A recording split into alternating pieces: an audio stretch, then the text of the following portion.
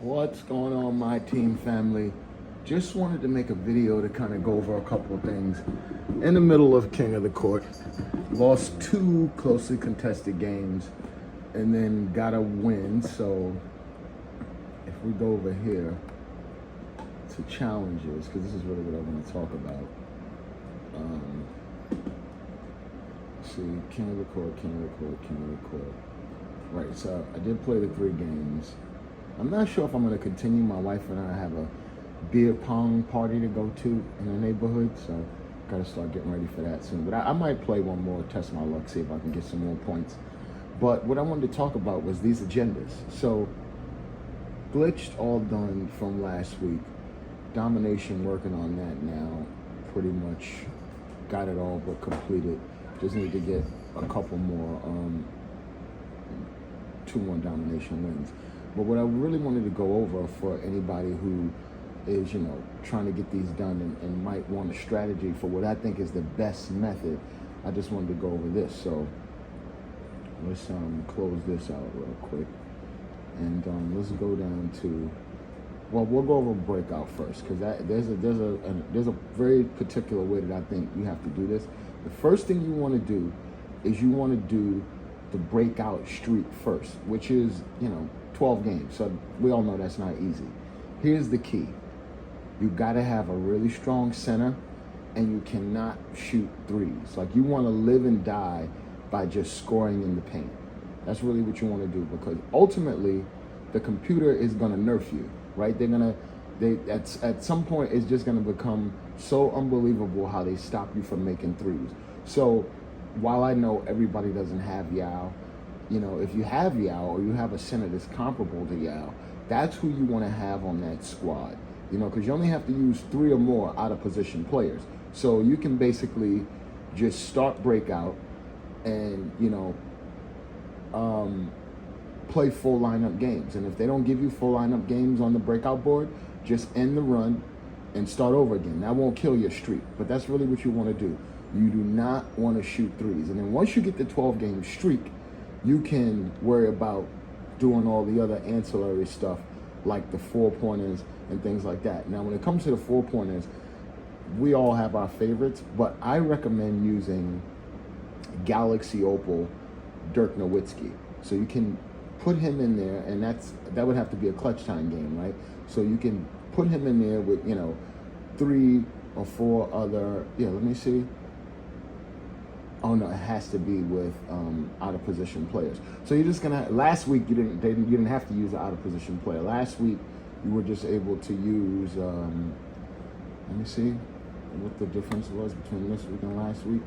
Last week, yeah, it was a glitch. So maybe I'm referring to these challenges over here that I finished yesterday. The out of position, yeah. It was like get the 4 center 4. So they didn't really care who you use. So I use Galaxy Opal Dirk Nowitzki. So if you're trying to complete this, recommend using Galaxy Opal Dirk Nowitzki for that. So boom, going back to the festival agendas. We went over what you want to do in breakout. You want to get that 12-game streak done first. You don't want to shoot threes, and you want to use your center. You want to score in the post as much as possible. Now, to the crown jewel of the festival agendas. What you want to do here, this is what's going to be the sweat, getting the 3 showdown wins in a row. So you want to do that first, because it's not, even for some players who are really, really good. You may run into a buzzsaw. You could lose by 1 point. It doesn't mean you're bad at the game. But getting 3 wins in a row in showdown, it can be difficult. People cheat, people zen. I mean, there's a whole lot of stuff that happens. So you want to get that done first before you even think about trying to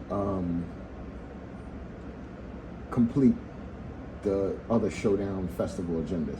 Now, on one caveat here, and one thing you want to do with this is you don't have to use the out of position players. What you can do is just have 5 out of position players on your bench. You see what I'm saying? Because if you read the specifics, it says win 3 showdown and salary cap games in a row using 5 or more out of position players. So you can basically use your core lineup, which may be much better players, all the dark matters that you've gotten, if you've got 100 overalls, if you've got invincibles, you can use those players. Just have 5 out of position players on your bench, and that will count towards the 3 wins in a row that you're trying to get. And that's really the gist of it. I mean, King of the Court is self-explanatory. You know, you got to play 3 of those games, win or lose.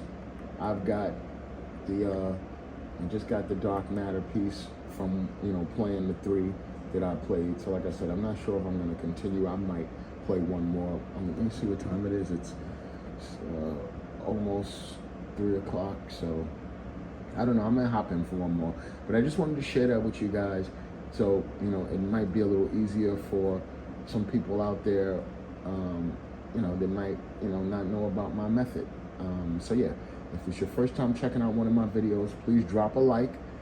If you subscribe to me, I'll subscribe to you. We'll get to monetization quicker. And yeah, that's pretty much the gist of it, you know. Go back down here, King of the Court. I still got one more lifeline left. Splash is in first place all of a sudden. This bastard. But yeah, use those techniques I showed you, and you will definitely be able to complete the agendas and get all those pieces.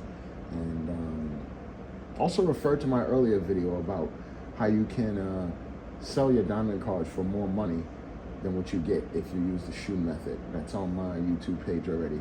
All right, I'm out. Might hop into one more game, might not. I hope this was helpful. Drop a like, subscribe. I'll subscribe to you. We'll get to monetization quicker. Happy Mother's Day to all you ladies out there. Be back soon.